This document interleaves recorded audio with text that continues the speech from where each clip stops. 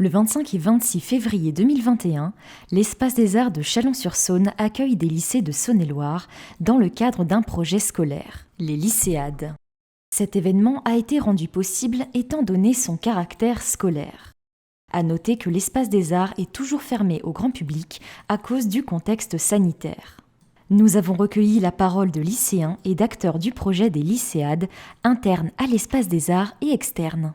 L'idée, c'est de réunir toutes les options théâtre des lycées du département. Donc ça concerne les premières et les terminales, des lycées Hilaire de Chardonnay pour Chalon, René Cassin à Mâcon, Julien Wittmer à Charolles, Léon Blum au Creusot et Henri Vincenot à Louhans. Les lycéades sont nées en 2004 suite à l'initiative de l'Espace des Arts, du ministère de la Culture, la DRAC, en partenariat avec l'Académie de Dijon. Toutes les difficultés du contexte actuel font qu'on ne peut pas brasser les groupes, on ne peut pas les mélanger. On a divisé l'accueil des lycéens sur 2 journées, de telle sorte que chaque lycéen ne passe plus qu'une journée à l'Espace des Arts, et tout ça dans un rythme très condensé. Pour les lycéades de l'année dernière, on était tous mélangés. Donc on voit un peu les jeux d'autres personnes et pas forcément ceux avec qui on a l'habitude d'être. Donc du coup c'est ça qui était vraiment positif. Et on a eu plus de temps, on était sur 2 jours, alors que là les lycéades de cette année c'est sur une journée et on est vraiment qu'avec notre classe. Dans mon groupe on a travaillé avec 2 comédiens sur des histoires qui nous ont marqués historiquement parlant ou même des choses qui étaient personnelles. Allez, les détails peuvent venir de partout, n'importe quel moment. 22 avril.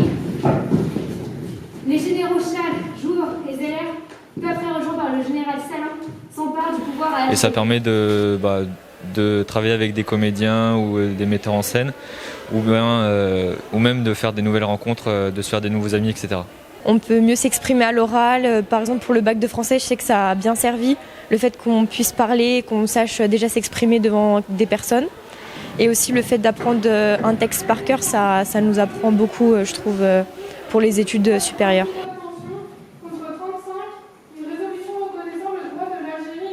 Chacun explore un petit peu les différents lieux du théâtre. Donc c'est toujours des retours très positifs. Et surtout cette année, on a cette envie, cette soif d'explorer le spectacle vivant dans ce contexte un peu de privation.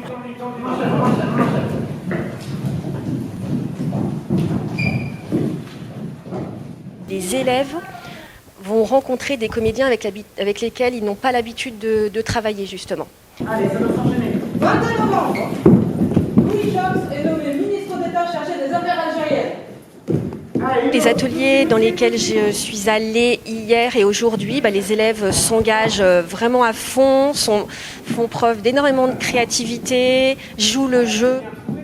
14 juin, dans cette déclaration, De Gaulle offre au chef de l'insurrection... Les élèves de terminale du lycée Vincent de Louhans ont travaillé sur des écritures chronologiques du journal Le Monde. Ils ont livré une interprétation mouvante et émouvante de l'histoire d'Algérie.